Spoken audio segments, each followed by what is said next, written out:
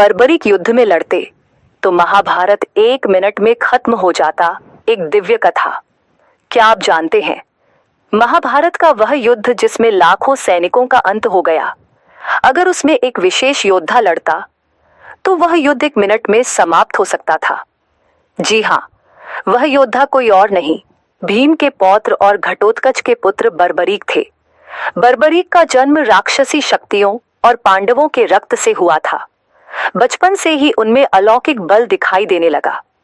उनकी वीरता इतनी थी कि उन्होंने भगवान शिव की कठोर तपस्या कर उनसे 3 अमोघ तीर का वरदान प्राप्त किया। पहला तीर शत्रु को चिन्हित करता, दूसरा उन सभी को एक स्थान पर एकत्र करता, तीसरा तीर सभी शत्रुओं को एक साथ समाप्त कर देता। इन 3 तीरों के साथ बर्बरीक अकेले ही संपूर्ण महाभारत के युद्ध को जीत सकते थे। युद्ध भूमि की ओर प्रस्थान। जब महाभारत का युद्ध आरंभ होने वाला था, बर्बरीक ने निश्चय किया कि वे भी इस धर्म युद्ध में भाग लेंगे। वे रथ पर सवार होकर कुरुक्षेत्र की ओर निकल पड़े, लेकिन रास्ते में एक साधारण ब्राह्मण उन्हें मिला। वह कोई और नहीं, स्वयं भगवान श्री कृष्ण थे, जो ब्राह्मण वेश में बर्बरीक की परीक्षा लेने आए थे। तीरों का प्रदर्शन और कृष्ण की चिंता। कृष्ण ने बर्बरीक से पूछा, अगर तुम युद्ध में भाग लोगे तो किस पक्ष की ओर से लड़ोगे? बर्बरीक ने उत्तर दिया, मैं सदैव हारने वाले पक्ष की ओर से लड़ूंगा। कृष्ण चौंक गए, यह तो युद्ध का संतुलन बिगाड़ देगा। उन्होंने बर्बरीक से उनके तीरों की शक्ति देखने की इच्छा जताई। बर्बरीक ने एक सूखी घास पर एक पत्ता रखकर कहा, इस पत्ते को एक तीर से भेद दूंगा। तीर छोड़ा गया और वह पूरे ढेर में खोजता हुआ अंततः उस एक पत्ते को भेद कर वापस लौट आया। कृष्ण अब समझ चुके थे, अगर यह योद्धा युद्ध में उतरेगा तो दोनों पक्ष समाप्त हो जाएंगे।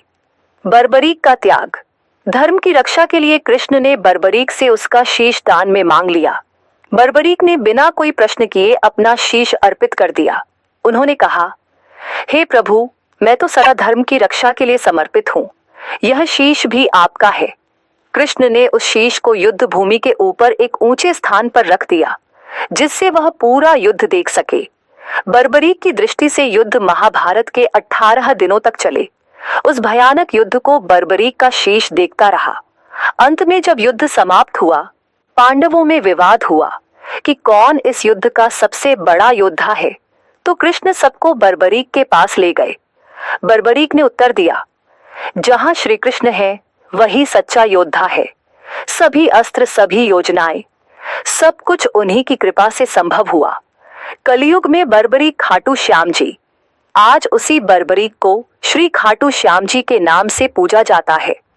कलयुग में उन्हें भगवान का रूप माना गया है, जो सच्चे भक्तों की मनोकामनाएं पूर्ण करते हैं। समाप्ति व संदेश। अगर बर्बरीक युद्ध में उतरते तो महाभारत का युद्ध 1 मिनट में खत्म हो जाता, लेकिन उन्होंने अपनी अपार शक्ति का उपयोग न करके धर्म और न्याय के लिए अपना सिर तक दान कर दिया। अगर आपको यह कथा प्रेरणादायक लगी हो तो इस वीडियो को लाइक करें, चैनल को सब्सक्राइब करें और कमेंट में लिखें, जय श्री खाटू श्याम जी।